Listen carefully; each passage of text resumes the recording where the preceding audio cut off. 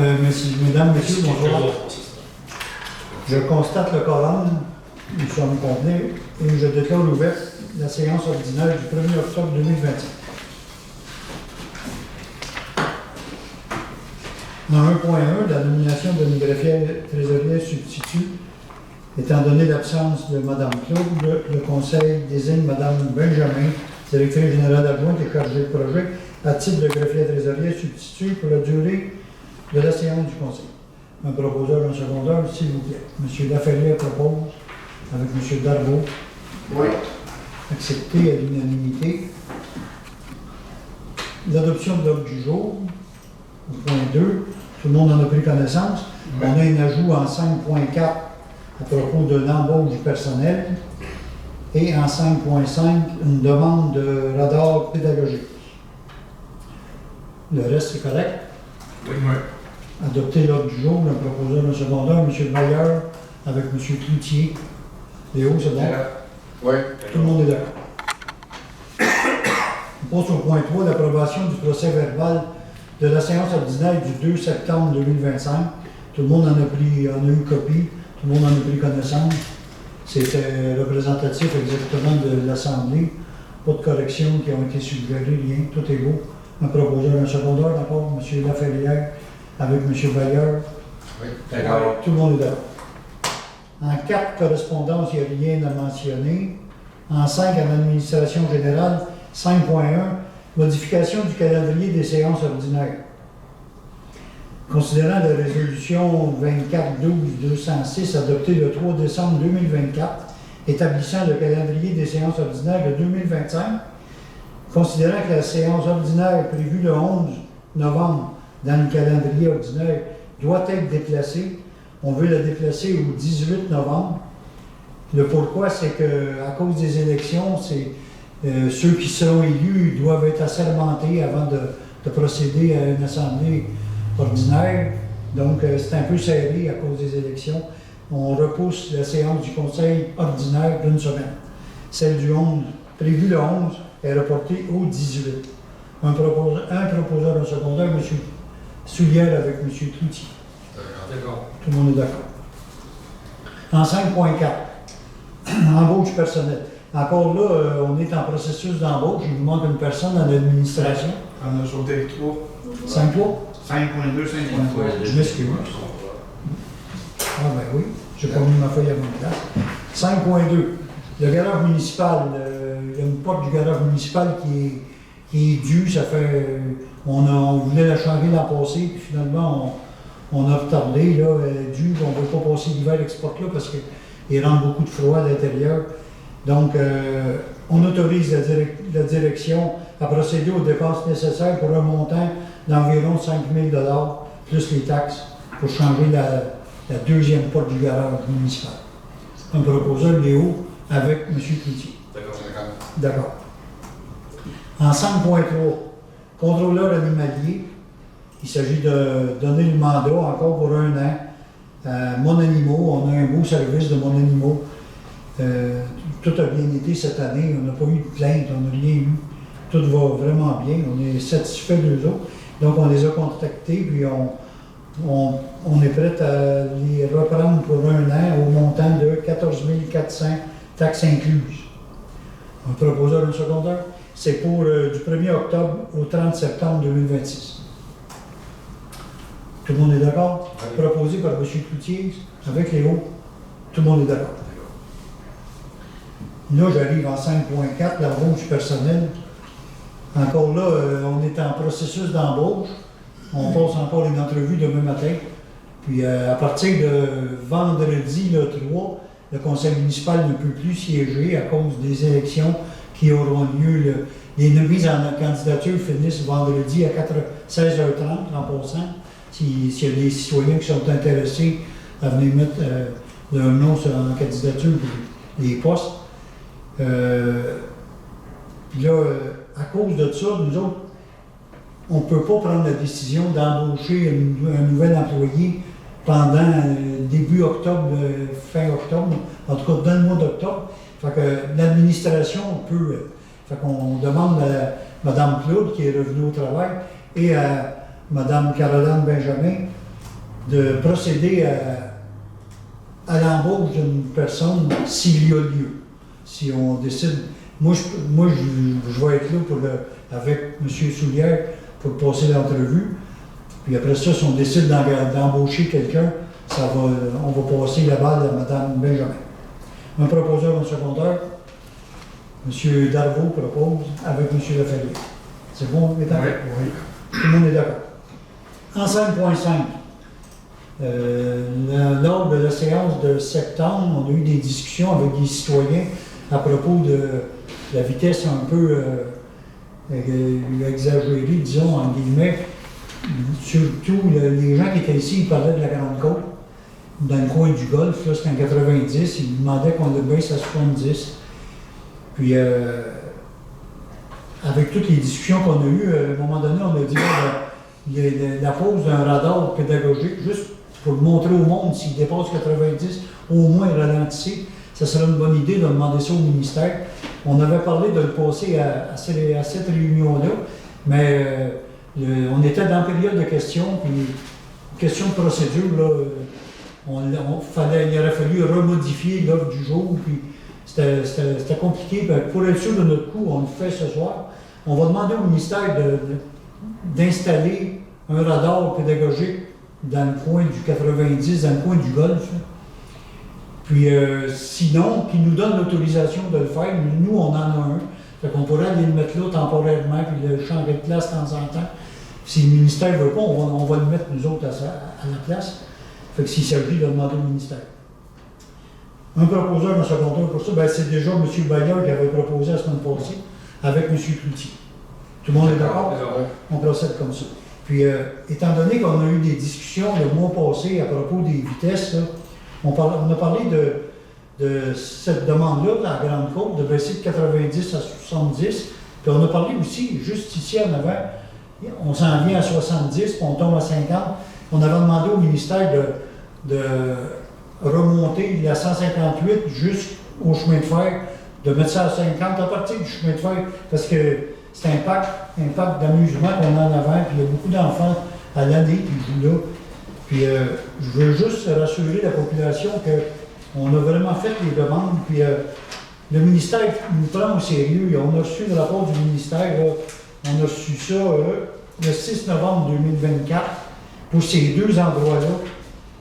Puis je ne veux pas vous en faire une lecture complète, là, mais la conclusion pour le 158, c'est qu'ils nous disent que la fin de la zone de 50 est localisée au bon emplacement en fonction de l'environnement. L'abaissement de la vitesse affichée n'est pas une mesure suffisante pour obtenir une baisse significative des vitesses des usagers de la route. Le secteur ne présente pas de problème d'accidentalité. Puis dans l'autre cas, à la Grande Côte, c'est un peu la même conclusion. Ils nous disent que de baisser à 70, le chemin de Grande Côte, on remonte à 2010. À 2010, on a fait une demande de baisser. En 2016, on est revenu à la charge avec Berthierville en plus. Puis en 2018, le projet pilote de modification sur une distance de 3 km entre Laurent-Saint-Philomène et Berthierville. Après ça, en 2023, il y a eu une demande d'abaissement de vitesse à 70 km de Lanoret à Berthierville. Puis tout a été fait. Puis la conclusion du ministère, c'est que le secteur ne présente pas de problématique d'accidentalité, avec un taux d'accident inférieur à la moyenne pour des routes similaires. Ils ont fait un relevé réellement pratiqué sur la route 138 entre le 7 et le 13 août 2024 sur plus de 18 000 véhicules. Et ça a démontré que les vitesses pratiquées par les automobilistes sont cohérentes avec la limite de vitesse. La moyenne des 18 000 véhicules a été de 88 km/h dans une zone de 90. Fait qu'il est préférable de laisser ça comme ça. Selon le ministère, c'est préférable de ne pas toucher à ces limites de vitesse. C'est ce que je vais vous dire à propos de la réunion du mois de mai. On est rendu à Les comptes à payer. Désolé. Trésorerie. En trésorerie, point 6. En 6.1, l'approbation des comptes payés et à payer. Il s'agit d'approuver la liste des factures payées pour le mois de septembre de 343 613,91. Autoriser le paiement des factures présentées à 346 912,58 et autoriser les salaires bruts et les gains non imposables payés en septembre pour les employés à 62 135,22. On en a eu toute copie, tout le monde en a pris connaissance, tout est à l'ordre. Un proposeur, un secondeur, s'il vous plaît. Propose. M. Soulière propose avec M. Laferrière. Tout le monde est d'accord? Oui. Merci, messieurs. Au point 7, aux travaux publics. En 7.1, autorisation à la directrice adjointe et chargée de projet d'aller en appel d'offres pour l'entretien des déneigements des chemins municipaux. Le contrat est échu. Il faut aller en appel d'offres. Puis l'appel d'offres public vise à obtenir des soumissions pour une période d'1 an ou 3 ans. Il ne s'en fait plus de 5 ans. Donc le conseil entérine la décision prise, c'est déjà fait, je pense, hein, Caroline? C'est déjà fait sur SAEO pour une période d'1 an et 3 ans en appel d'offres. Un proposeur, M. Cloutier, avec M. Darvaux. C'est bon? À l'unanimité. Ensuite, étant donné que le contrat finissait le 30 septembre, je pense, l'appel d'offres pour l'entretien des déneigements est actuellement en cours. Mais à partir de là, on n'aura pas de rien jusqu'en novembre. La prochaine séance du Conseil, on le sait, c'est le 18 novembre. S'il y a sûrement une petite tempête qui va se pointer. Donc, on a demandé au déneigeur actuel d'allonger son contrat jusqu'au 30 novembre, ce qui a consenti à faire. Donc, l'appel d'offres qu'on va pour 1 an, ça sera du 1er décembre à au mois de mai. Puis si c'est 3 ans, c'est du 1er décembre 2025 pour 3 ans. Mais pour le moment, ce qu'il faut savoir, c'est que EBI, les entreprises Berthier Incorporées, avaient déjà notre contrat, puis là, ils l'allongent jusqu'au 30 novembre pour un montant de 39 511 plus les taxes. À vite de même, je dirais que le chiffre nous paraît élevé. Là, il va peut-être avoir une tempête, 2 ou 3, mais ça fait partie de la globalité de l'hiver, là, puis c'est le même prix. Je pense qu'il y a une augmentation de 7% par rapport au contrat qui finissait cette année au mois de mai. Si on avait négocié à l'été, supposons, là, on ne parlera pas de ça, puis ça serait sûrement ce prix-là, sinon plus cher que ça. Là, on est en appel d'offres, on va voir comment ça va sortir. Mais là, il s'agit d'accepter l'offre de service pour le déneigement des chemins jusqu'au 30 novembre 2025 à 39 511. OK? Monsieur Soulière avec M. Cloutier. D'accord. C'est bon? Tout le monde est d'accord. 7.3, la réfection de la rue Coulombe. Le job qui a été fait l'an passé, puis il reste un petit paiement à faire de 177,59 à Pavage Généreux. L'entrepreneur de construction Pavage Généreux, 177,59 dernier paiement. M. Cloutier est d'accord avec M. Darvaux. Tout le monde est d'accord. Au point 8, en hygiène du milieu, il n'y a rien de spécial. Au point 9, en urbanisme, le lot 3 449 514, il s'agit d'une demande à la Commission de protection du territoire agricole du Québec, la CPTAC. La demande a été déposée par M. Junior Loisel, des entreprises A Junior L Incorporées, considérant que cette demande vise à autoriser l'ajout d'un usage autre que l'agriculture sur son lot, soit la fabrication et la distribution de produits antiparasitaires naturels pour l'usage domestique et agricole. La municipalité doit fournir une recommandation à la commission. C'est un peu de la routine. Quelqu'un qui fait une demande à la CPTAQ, nous, on doit dire que ça ne contrevient pas à nos règlements. C'est tout simplement ça. Fait que la demande est conforme à la réglementation de la municipalité de Sainte-Geneviève. Donc, le Conseil recommande à la Commission de protection du territoire et des activités agricoles du Québec d'accepter la demande déposée par M. Loisel. Un proposeur, un secondeur, M. Bayer propose avec M. Darvaux. Oui, d'accord. Tout le monde est d'accord. On est au point 10, sécurité publique et services d'incendie. La municipalité possède des défibrillateurs et il y en a un des défibrillateurs qui date de 2013, qui n'était plus sous la garantie. On a été approché par la compagnie Cardio Shop qui nous a informé de la situation et qui nous a fait parvenir une soumission. Ils ont racheté notre vieux puis ils nous en donnent un neuf au montant de 1634,95. Fait que c'est acceptable en masse selon nous. Ça peut sauver une vie. On n'hésitera pas. On l'a déjà d'ailleurs. C'est déjà fait. On proposait M. Cloutier avec M. D'accord. Bayer. D'accord. Ensuite, en loisir-culture, on en a parlé, je pense, il y a à peu près 3 mois. Il y a un monsieur qui est venu nous rencontrer ici, puis M. Serge Plante, il est venu nous faire une présentation d'un projet pour faire un documentaire sur le pont Grandchamp.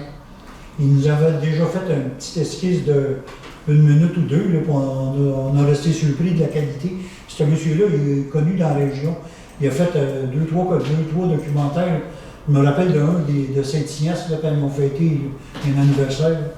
Et il est reconnu, puis on a décidé d'accepter son offre de service pour le tournage et le montage d'un documentaire sur le pont Grandchamp, qui est un peu pas mal de joyaux de Sainte-Geneviève, pour un montant de 2500 $ plus les taxes, qu'on trouve vraiment acceptable. On accorde le contrat à M. Plante, M. Soulière, avec M. Darvaux. D'accord. Tout le monde est d'accord. On est à autre sujet, on n'a rien d'autre à mentionner. La période de questions, du quoi de spécial? Pas de question. Pas de questions. Un proposeur, un secondeur pour fermer l'Assemblée. M. Laferrière, en passant, avant de fermer l'Assemblée, tout le monde sait qu'on est en période d'élection. Je tiens à dire 2 gros merci. Monsieur Burel, qui est parti, je pense, au mois de juin, qui était avec nous autres une 12aine d'années. M. Burel a vendu sa propriété à Sainte-Geneviève, il a déménagé à Saint-Thomas, mais vu que c'était 12 mois avant la fin de notre mandat, on n'a pas été tenu de faire une élection pour le district numéro 4. Puis là, M. Laferrière, qui a décidé de ne pas renouveler le mandat pour un autre 4 ans. Puis M. Laferrière, je pense que ça fait combien d'années, Alain? 24 ans. 24 ans qu'il est avec nous à la municipalité, donc gros chapeau, Alain. Merci beaucoup de tous les citoyens de ton implication dans la municipalité. Merci vraiment. Ça m'a fait plaisir.